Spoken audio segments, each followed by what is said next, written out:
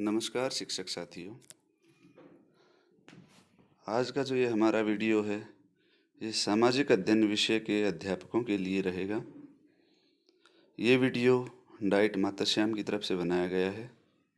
मैं Rajat Bamal, lecturer in geography, CMDA wing से।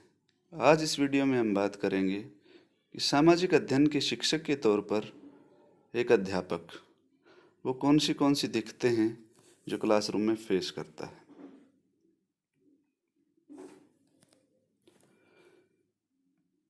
इस वीडियो में जो हमारे मुख्य विषय रहेंगे आज के, सबसे पहले हम बात करेंगे एक विषय के तौर पर विद्यालय के पाठ्यक्रम में सामाजिक अध्ययन का क्या महत्व है और सामाजिक अध्ययन पढ़ाने के पीछे का मकसद और क्या ज़रूरत हमारे समाज में है, उसके ऊपर हम चर्चा करेंगे।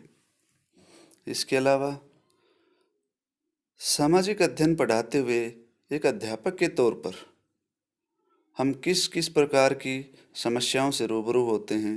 वो समस्याएं कंटेंट रिलेटेड हो सकती हैं, पाठ्य सामग्री से संबंधित।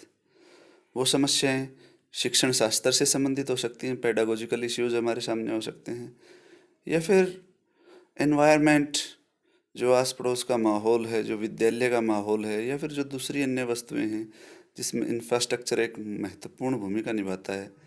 उन मुद्दों के ऊपर भी हम विस्तार से चर्चा करेंगे। और इस वीडियो के अंत में हम बात करेंगे कि इतने चैलेंजेस होते हुए भी, इन सभी समस्याओं के सम्मुख रहते हुए भी, वो कौन से महत्वपूर्ण तरीके हैं, कुछ अच्छे तरीके हैं जिनको अपना के हम अपना जो शिक्षण कार्य है उसको और भी ज़्यादा बेहतर तरीके से कर सकते हैं।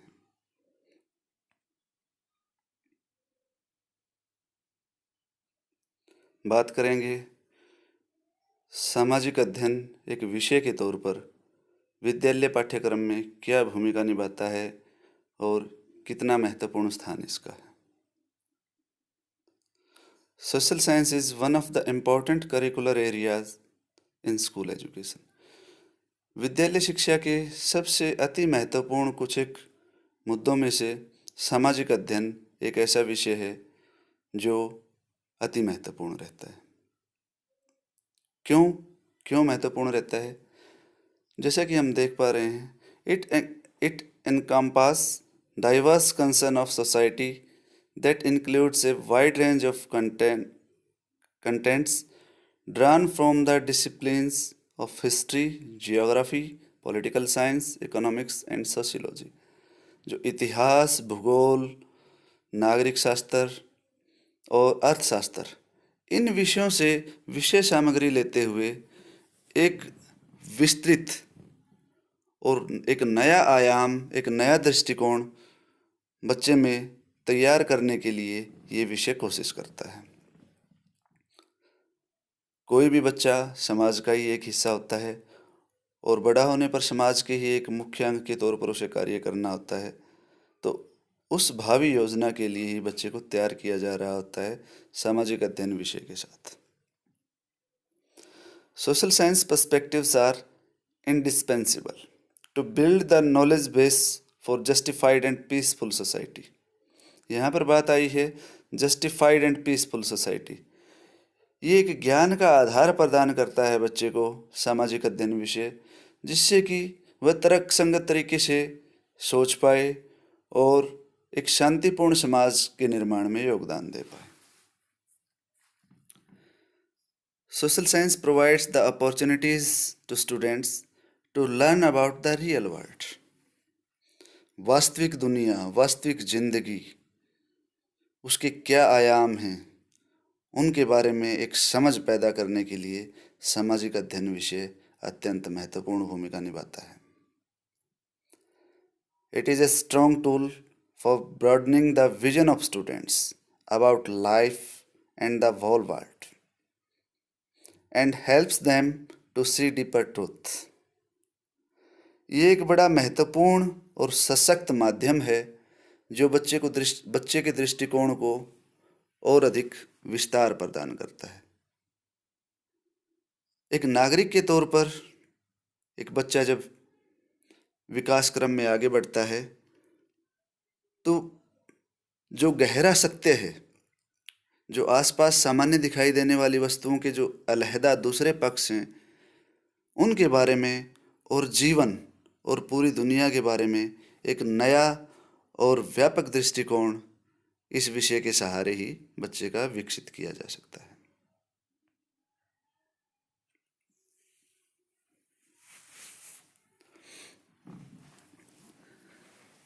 एक अध्यापक होने के नाते सामाजिक अध्ययन विषय से संबंधित कुछ एक मुद्दे हैं, कुछ एक चैलेंजेस हैं जो हमारे सामने रोज़मर्रा विद्यालय जीवन में आते रहते हैं। तो वो कौन से चैलेंजेस हैं, एक बार उनके ऊपर हम चर्चा करेंगे। देखिए, ये चैलेंजेस लिखने के पीछे का मकसद ये कतई नहीं है कि सामाजिक अध्ययन विषय अति क्लिष्ट है, पढ़ाना बड़ा मुश्किल है। इसके पीछे का मकसद ये है कि लगातार हमने देखा है पिछले कुछ सालों में सामाजिक अध्ययन विषय में, खासकर सामाजिक अध्ययन विषय में जो बोर्ड रिजल्ट्स हैं 10वीं क्लास के, वो उतने अच्छे नहीं हैं। यहाँ पर ये नहीं कहा जा रहा कि बिल्कुल ख़राब हैं, लेकिन हमारे मानकों के हिसाब से एक अध्यापक होने के नाते हम ये चाहते हैं कि उन रिजल्ट्स में और सुधार की गुंजाइश रहे। तो उन सब के पीछे क्या कारण निहित हैं, उनके बारे में ही हम एक एक करके यहाँ पर चर्चा करेंगे। और यहाँ पर सिर्फ कारणों के ऊपर चर्चा करने का मकसद कतई नहीं है। इन कारणों के ऊपर चर्चा करके तत्पश्चात हम जानेंगे कि किस प्रकार से इन चैलेंजेस को हम कोप अप कर सकते हैं, इन चैलेंजेस से हम पार पा सकते हैं। तो सबसे पहले हम बात करेंगे, इसके अलावा भी ढेर सारे आप चैलेंज फील्ड के साथ डायरेक्टली आप जुड़े हैं तो आप ढेर सारे चैलेंजेस और भी बता सकते हैं। आप जैसे साथियों ने ही इसमें हेल्प करवाई है। कुछ एक चैलेंजेस, कुछ एक जो समस्याएं हैं वो जो नोट डाउन की गई हैं, लिखी गई हैं, वो आप साथियों की मदद से ही लिखी गई हैं। तो सबसे पहली बात आती है lack of in service training programme specifically for social study teachers. पिछले कई सालों से हम देख रहे हैं और डाइट फैकल्टी मेंबर होने के नाते ये बिल्कुल स्पष्ट तौर पर देखा गया है कि खासकर सामाजिक अध्ययन विषय के अध्यापकों के लिए कोई विषय संबंधित कोई वर्कशॉप, ट्रेनिंग, इस प्रकार के आयोजन बहुत कम या फिर नगण्य कहें किए जाते हैं। सर्विस एंट्री के दौरान एक वर्कशॉप रखी जाती है। इन सर्विस जो कैपेसिटी बिल्डिंग वर्कशॉप रहती है वो अमूमन सभी विषय के अध्यापकों के लिए ही रहती है।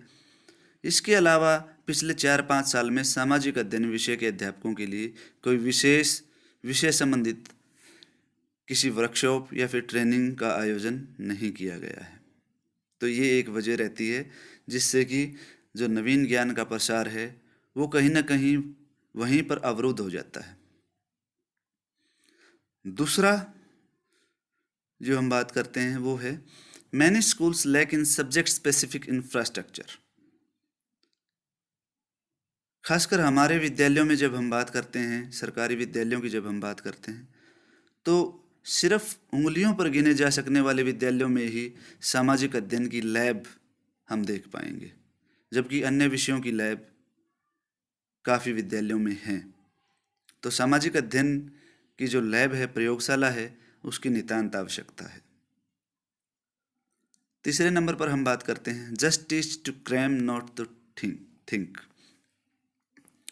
Old and conservative method of teaching. सामाजिक अध्ययन विषय ही नहीं, अमूमन सभी विषयों का ही यही मामला है। अगर ध्यान से देखा जाए तो जो पढ़ाया जाता है वो सिर्फ और सिर्फ याद करने के लिए, सोचने के लिए नहीं पढ़ाया जा रहा है। और ये एक प्रकार से इस प्रकार की व्यूह रचनाएं पहले से ही चली आ रही हैं और हम भी जाने अनजाने में उन्हीं को अपना रहे हैं। हमारे सिस्टम का ये एक पहलू है और ये बात भी की जाती है कि जो बच्चा 12 बजे के बाद चीज़ों को भूल गया वो पास हो गया, और जो 9 बजे से पहले भूल गया वो फेल हो गया। यहाँ पर कहने का मतलब 9 से 12 का जो पेपर का 3 घंटे का टाइम है, 9 बजे से पहले जो बच्चा चीज़ों को नहीं भूल पाया और 3 घंटे में याद की गई सारी चीज़ों को पेपर में लिख पाया, वो अच्छे नंबर ले जाता है। लेकिन वही बच्चा 12 बजे के बाद उन चीज़ों को याद नहीं रखता। सिर्फ पेपर पास करने के लिए चीज़ें याद रखी जाती हैं।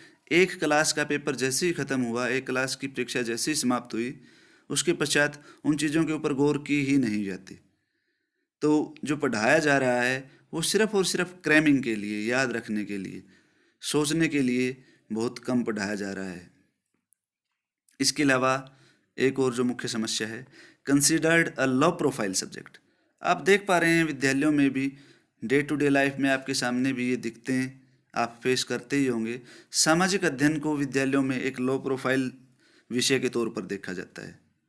लो प्रोफाइल विषय का मतलब एक एक प्रकार की ये स्वीकारोक्ति है, एक प्रकार से ये भावना बन चुकी है कि सामाजिक अध्ययन ही तो है। अगर सामाजिक अध्ययन का अध्यापक नहीं है, नहीं आ पाया किसी वजह से, छुट्टी पे है, तो ये एक ऐसा विषय बना दिया गया है, मान लिया गया है, जिसे कोई भी अध्यापक पढ़ा दे। लेकिन वास्तव में ये सही नहीं है। इसके अलावा lack of such teaching practices that connect text book with life. उन सभी प्रकार की शिक्षण युक्तियों का भी अभाव रहा है जो पाठ्य पुस्तक में दी गई सामग्री को डे टू डे लाइफ के साथ, बच्चों के साथ जोड़ पाए।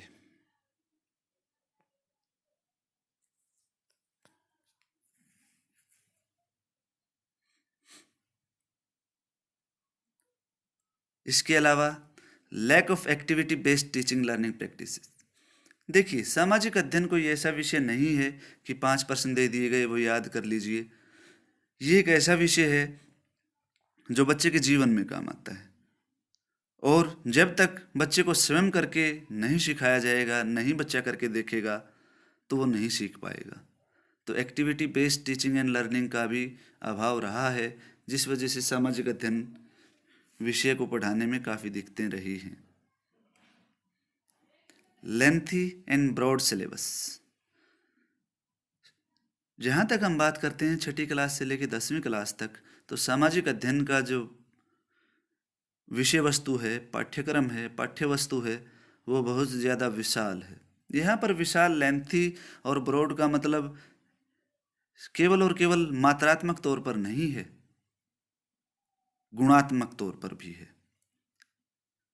खासकर विज्ञान और सामाजिक अध्ययन विषय में आप देखते हैं, विज्ञान विषय में 3-4 जो विषय, चाहे वो बॉटनी है, केमिस्ट्री है, फिजिक्स है, उन सभी को मिला के एक विषय वस्तु की पाठ्य पुस्तक बनाई गई है। ठीक उसी प्रकार से सामाजिक अध्ययन विषय में भी इतिहास, भूगोल, राजनीतिक विज्ञान, समाजशास्त्र, अर्थशास्त्र, इन 4-5 विषयों से विषय सामग्री इकट्ठी करके एक विषय के अंदर समाहित की गई है। और इन सभी 3-4 विषयों की जो विषय सामग्री है, आप देखेंगे कि वो बिल्कुल अलहदा हैं, एक दूसरे से अलग प्रकार की हैं, अलग नेचर की हैं, अलग किस्म की हैं। एक दिक्कत तो ये रहती है अध्यापकों के सामने। दूसरी, मात्रात्मक तौर पर भी जब हम बात करते हैं तो आप देखिएगा क्लास 6, 7, 8 में ऑन एन एवरेज 30 लेसन से ज़्यादा हैं। 29 या 30 लेसन हैं हर क्लास में, और यही हाल 9वीं और 10वीं का भी है। इसके पश्चात हम बात करते हैं, most of topics are based on abstract thinking and of normative nature. जो सामाजिक अध्ययन के लगभग जो उपविषय हैं, जो टॉपिक्स हैं, वो एब्स्ट्रैक्ट थिंकिंग के हैं, वो चिंतन स्तर के हैं। इस वजह से भी काफ़ी बार दिक्कत ये रहती है कि बच्चा उस लेवल पे जाके उन बातों को ग्रहण ही नहीं कर पाता, और सिर्फ जो बताई गई बातें हैं, सुनी हुई बातें हैं, उनको ऊपरी तौर पर ग्रहण करता है, उनके जो गहन अर्थ हैं उन तक नहीं पहुंच पाता। इसके अलावा negative past experience with social studies bye teachers. यहाँ पर ये बात लिखी गई है कि जैसे हम पढ़े थे। कई बार कोई बात होती है तो हम उदाहरण देते हैं, जैसे हम पढ़े थे, हम भी तो पढ़े थे, हमें भी तो ऐसे ही पढ़ाया गया था। ये कुछ एक ऐसे वाक्य हैं जो आज की जो जनरेशन है, आज का जो युग है, आज का जो समय है, जो टेक्नोलॉजी और लिबरलाइजेशन का जो समय है, उसके साथ बिल्कुल भी मेल नहीं खाता। कई बार एक अध्यापक होने के नाते मैं या आप या वो सभी अध्यापक जो अपने पिछले एक्सपीरियंसेस हैं उसी के हिसाब से हम चीज़ों को उसी तरीके से अप्लाई करते चले जाते हैं, जबकि आप सभी जानते हैं केवल और केवल बदलाव ही स्थायी है। जब तक हम बदलाव नहीं लेके आएंगे तो चीज़ें अपने आप बदलने वाली नहीं हैं। तो अभी तक हमने बात की, ये कुछ एक मुद्दे थे जो सामाजिक अध्ययन विषय के सामने आज बड़ी प्रमुखता से मुंह उठाए हुए हैं। अब इन मुद्दों को किस प्रकार से हल कर पाएं, किस तरीके से इनके ऊपर पार पाएं, उसके ऊपर हम चर्चा कर लेते हैं।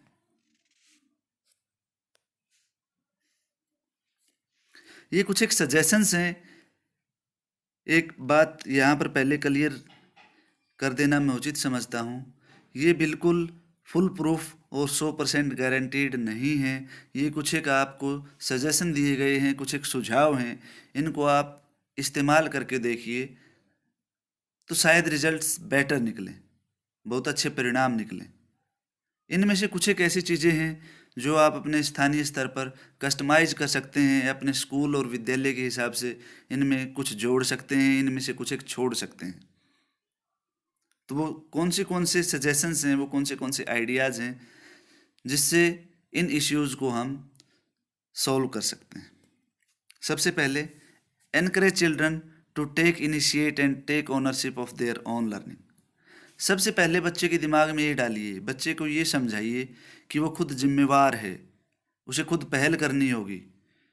अगर वो नहीं सीख रहा है तो उसका ही नुकसान है, वो खुद उसका जवाबदेह है। उसके लिए भविष्य उसी की जवाबदेही तय करेगा और कोई उसका जवाबदेह नहीं होगा। ज़िंदगी उसी की खराब हो जाएगी अगर वो सीख नहीं पाएगा तो ये भावना जब तक बच्चों में नहीं जाएगी तब तक बच्चा सीखने के लिए तैयार नहीं होगा। रेडीनेस, बच्चे की जो तत्परता है उसको प्रभावित डायरेक्टली ये बात करती है। अगर कोई अध्यापक बच्चे के साथ इस तरह का तारतम्य बना सकने में सफल रहा है और बच्चे को उस लेवल तक समझाने में सफल रहा है, बच्चे के साथ जुड़ाव महसूस करता है, बच्चा अध्यापक के साथ जुड़ाव महसूस करता है, तो निश्चय ही वह अध्यापक बच्चों को सिखाने में भी कामयाब रहेगा। Ensure that students' ideas are respected. Encourage independent thinking among children. एक बात का विशेष ध्यान रखना चाहिए, जो बच्चों के आइडियाज़ हैं, बच्चों के विचार हैं, उनका हर हाल में सम्मान किया जाना चाहिए। ऐसी प्रैक्टिस कभी भी और कतई भी नहीं अप्लाई करनी चाहिए। बाई चांस या फिर लगभग हर बार कोई बच्चा किसी बात का गलत जवाब दे रहा है, उसे पता नहीं है, तो उसको झिड़क देना किसी भी समस्या का समाधान नहीं है। सबसे पहले बच्चे की हिचक खोलिए। बच्चा इनिशिएट तो कर रहा है, आपने पूछा, बच्चे ने बताया, अगर वो गलत भी है तो उसको शाबाश और उसको चैनलाइज कीजिए उसकी बात को, न कि उसको झिड़किए। Encourage independent thinking among children. बच्चों में स्वतंत्र सोचने की शक्ति का विचार कीजिए।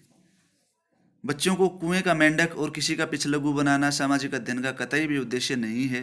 सामाजिक अध्ययन एक विषय के तौर पर यह चाहता है कि समाज का हर नागरिक, उसकी खुद की सोच हो, उसकी आज़ाद सोच हो, इंडिपेंडेंट थिंकिंग हो, वो चीज़ों के बारे में, समस्याओं के बारे में, घटना और परिघटनाओं के बारे में उसका खुद का एक दृष्टिकोण हो।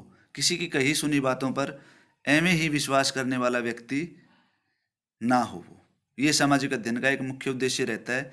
तो इस प्रकार आप चीज़ों को अप्लाई करके देखिए। बच्चे की जो आइडियाज़ हैं, उसकी खुद की स्वतंत्र सोच है, उसको विकसित करने का प्रयास कीजिए।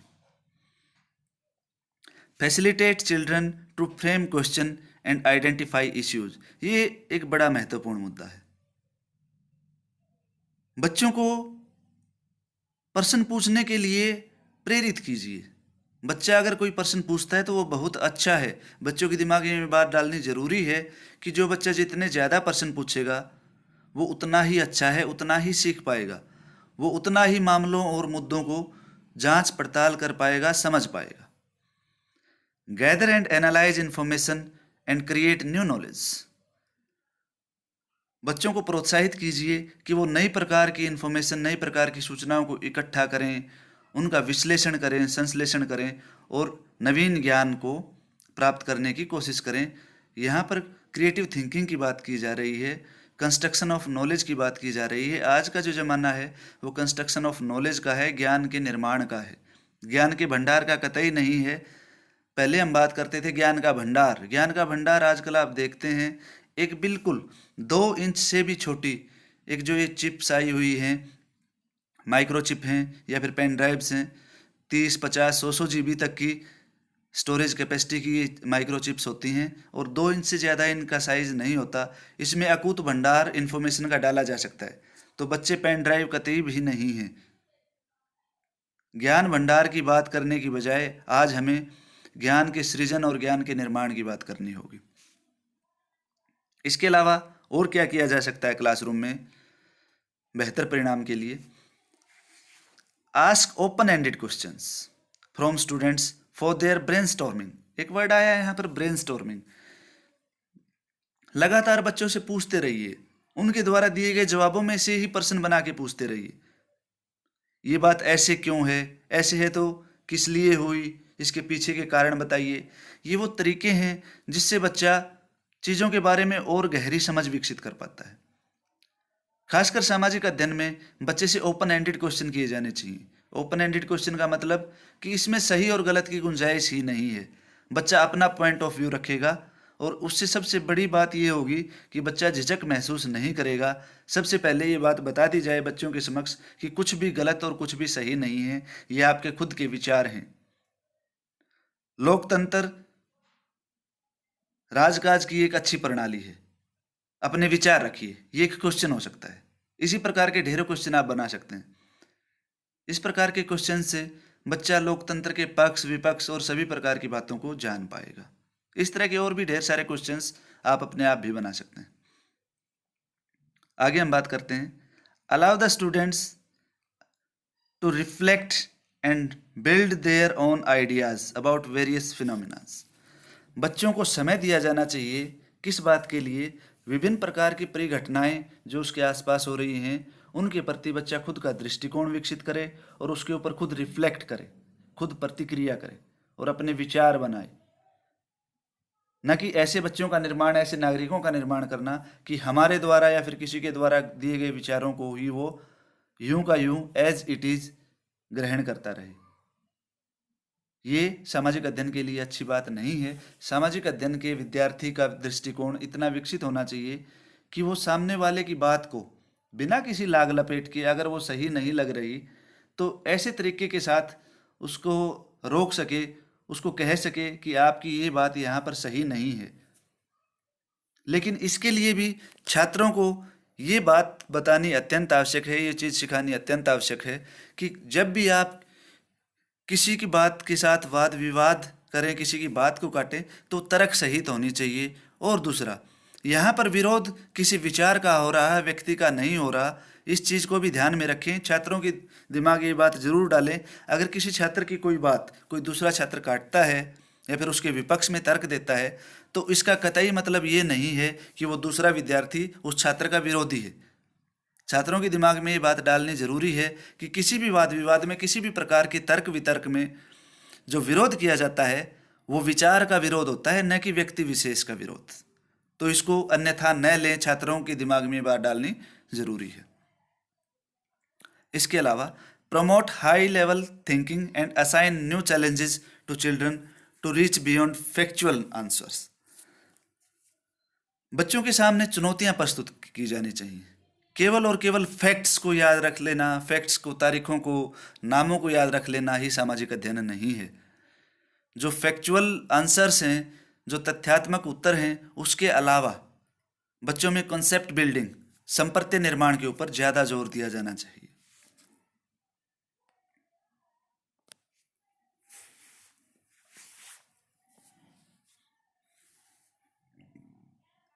इसके अलावा encourage children to connect and summarise concepts by analysing, predicting, justifying and identifying their ideas. बच्चों को यह समझाना चाहिए कि तथ्यों के साथ साथ जो संप्रत्य हैं वो कहीं ना कहीं ज़्यादा महत्वपूर्ण हैं। अगर संप्रत्य समझ में आ गया, किसी भी घटना या परिघटना से संबंधित संप्रत्य का निर्माण बच्चे के दिमाग में हो गया, मेंटल मैप या फिर मानसिक नक्शा जिसको हम बोलते हैं, तो तथ्य गौण रहते हैं वहाँ पर। हाँ, इसमें कोई शक नहीं है कि सामाजिक अध्ययन का छात्र होने के नाते तथ्यों की, फैक्ट्स की भी जानकारी होनी चाहिए, लेकिन अगर कंसेप्ट्स क्लियर हैं तो तथ्य इतने ज़्यादा महत्वपूर्ण रह नहीं जाते। Inculcate problem solving abilities and encourage children to discuss their concrete experiences. छात्रों से उनके खुद के अनुभवों के बारे में चर्चा की जानी चाहिए। किसी परिस्थिति विशेष में, किसी परिघटना विशेष में छात्र के खुद के क्या एक्सपीरियंसेस रहे हैं उसके ऊपर विचार और चर्चाएं जरूर की जानी चाहिए। इससे बच्चों के अंदर जो प्रॉब्लम सॉल्विंग एबिलिटीज़ है, समस्या समाधान और चिंतन की जो विधि है वो विकसित हो जाती है। Involve children in experience that challenge hypothesis and arrive at solution. जो हाइपोथेसिस हैं, जो पहले से निर्धारित पूर्व धारणाएं हैं, अवधारणाएं हैं, बच्चों को इस प्रकार के एक्सपीरियंस करवाइए कि उनको वो चैलेंज कर पाएं और खुद एक नए सॉल्यूशन के ऊपर पहुंच पाएं। यहाँ पर बात हो रही है कि बच्चों को स्पून फीडिंग करवाने की बजाय बच्चों के सामने चैलेंज रखे जाने चाहिए और उन चैलेंजेस को एक्सेप्ट करते हुए बच्चे खुद के नए निष्कर्ष पर पहुंचे।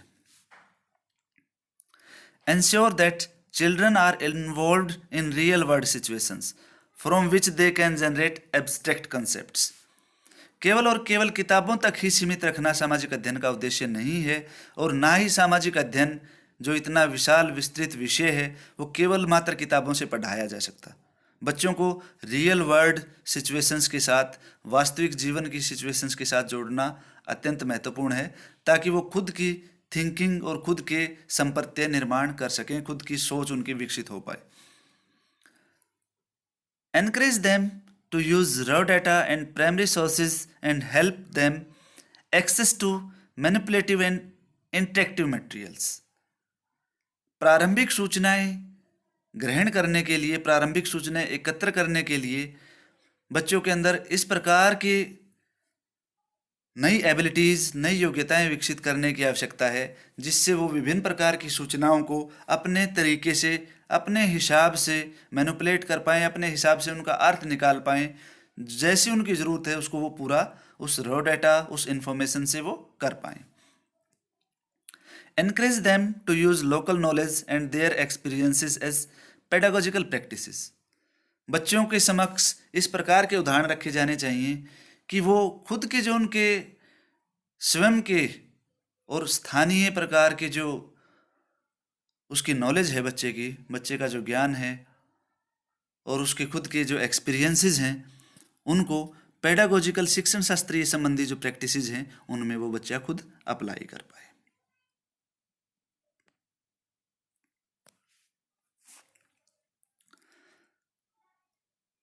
अब हम बात करते हैं NCF 2005, national curriculum framework 2005। NCF 2005 में सामाजिक अध्ययन पढ़ाने के लिए जो मेजर गाइडिंग प्रिंसिपल्स हैं वो दिए गए हैं। वो क्या हैं? Connecting knowledge to life outside the school. सामाजिक अध्ययन का उद्देश्य होना चाहिए कि बच्चे को विद्यालय से बाहर की जो जिंदगी है, जो ज्ञान है, उसके साथ जोड़ पाए। Ensuring that learning is shifted away from rote method। जो रोट मेथड है, जो सिर्फ याद करने का, रट्टा मारने का जो तरीका है, उसकी बजाय कंस्ट्रक्शन ऑफ नॉलेज की तरफ ज़्यादा ध्यान दिया जाना चाहिए। ज्ञान सृजन, नए ज्ञान के निर्माण की तरफ ज़्यादा ध्यान दिया जाना चाहिए। Enriching the curriculum to provide overall development of children rather than remaining textbook centric। NCF 2005 कहता है कि केवल और केवल सामाजिक अध्ययन के लिए केवल मात्र पाठ्य पुस्तकों पर निर्भर रहने की बजाय बच्चे का जो पाठ्यक्रम है, जो पाठ्य वस्तु है, वो पाठ्य पुस्तकों से बाहर उसकी डे टू डे लाइफ, उसकी रियल लाइफ, उसकी वास्तविक जिंदगी के साथ कनेक्टेड होनी चाहिए। Making examination more flexible and integrated into classroom life. जो परीक्षा पद्धतियां हैं उसमें भी सुधार की आवश्यकता है, उनको और ज़्यादा फ्लेक्सिबल बनाने की ज़रूरत है। और क्लासरूम, जो कक्षा कक्ष की जो ज़िंदगी है और जो वास्तविक ज़िंदगी है, उसके साथ परीक्षाओं को जोड़ना अति महत्वपूर्ण है। एक उदाहरण पहले भी दिया जा चुका है, यही उदाहरण मैं दोबारा रिपीट करना चाहूँगा। हमारा जो एग्जामिनेशन सिस्टम है उसमें 12 बजे के बाद जो बच्चे भूल जाते हैं उनके लिए कोई दिक्कत नहीं है, वो बहुत अच्छे नंबर लेके पास हो जाते हैं। और जो बच्चे 9 बजे से पहले भूल जाते हैं वो फेल हो जाते हैं। यहाँ पर 9 बजे और 12 बजे का मतलब है पेपर वाले दिन 9 से 12 जब पेपर होता है तो 3 घंटे का वो क्रिटिकल टाइम होता है। कोई बच्चा 9 से लेके 12 बजे तक, ठीक 12 बजे तक अगर रिटेन कर पाया है इन्फॉर्मेशन को तो वो पेपर में बड़े अच्छे से लिख पाएगा। बाद में उसको भूलना ही है। 12 बजे के बाद अमूमन बच्चे भूल ही जाते हैं, पिछली क्लास का कोई याद रखता नहीं। डे टू डे लाइफ में कोई बहुत कम अप्लाई किया जा रहा है, डे टू डे लाइफ में हमारा जो ज्ञान है वो। और ठीक उसी प्रकार से वही उसके साथ वाला कोई बच्चा अगर वो उन फैक्ट्स को, उन सूचनाओं को 9 बजे से पहले भूल गया तो 3 घंटे लिखने के लिए उसके पास कुछ नहीं रहेगा। तो ये 3 घंटे का फर्क सिर्फ एग्जामिनेशन सिस्टम में हमारे यहाँ पर दिख रहा है। इसके बाद मेजर गाइडिंग प्रिंसिपल में एनसीएफ 2005 कहता है, nurturing an overriding identity informed by caring concern with in the democratic polity of the country. जो हमारा डेमोक्रेटिक जो पॉलिटिक्स है, जो जनतंत्र है हमारा, उसमें बच्चे का इस प्रकार के भाव विकसित करना बच्चे की कि वो जनतांत्रिक और प्रजातांत्रिक मूल्यों में गहरी आस्था रखे। तो ये एनसीएफ 2005 के गाइडिंग प्रिंसिपल्स थे, एनसीएफ 2005 की तरफ से जो दिए गए थे सोशल साइंस की टीचिंग के लिए।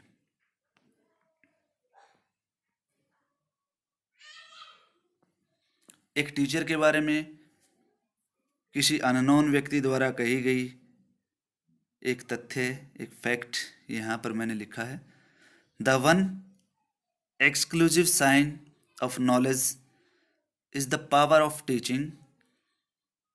आई like a teacher who gives you something to take home to think about beside homework. एक अच्छा अध्यापक वही है जो गृह कार्य के अलावा कुछ ऐसा बच्चों को दे पाए जिससे बच्चे घर जाके सोचने पर मजबूर हों।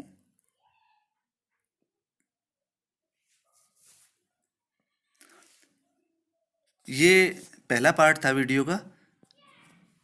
नेक्स्ट पार्ट जब इस टॉपिक का हम वीडियो बनाएंगे तो उसमें हम चर्चा करेंगे कुछ इफ़ेक्टिव अप्रोचेज की। आज हमने जाना कुछ एक जो प्रॉब्लम्स हैं, क्या इम्पोर्टेंस है सामाजिक अध्ययन की, इसके अलावा सामाजिक अध्ययन कक्षा कक्ष में क्या मुख्य समस्याएं हैं, उन समस्याओं को सुलझाने के लिए क्या तरीके अपनाए जा सकते हैं एक अध्यापक के द्वारा। इसके अलावा जब दूसरा पार्ट इस वीडियो का हम बनाएंगे उसमें हम आगे चर्चा करेंगे some effective approaches to teach social science more effectively, role of text books, some useful strategies to teach social science more effectively, competency based teaching and learning in social science।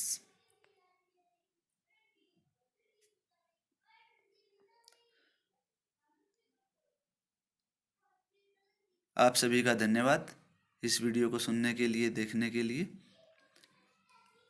आगे आने वाले वीडियो में बाकी की चर्चाएं फिर करेंगे।